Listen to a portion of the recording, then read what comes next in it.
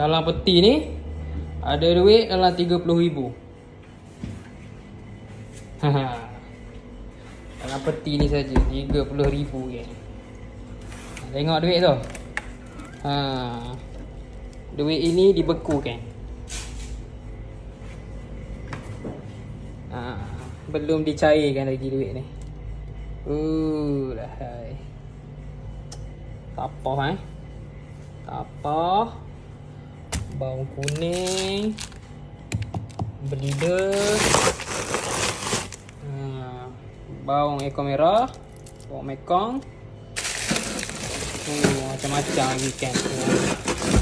Itu pun ada lagi dalam 30,000, 30,000. Total dalam kedai ni ada 100,000 ada ikan saja.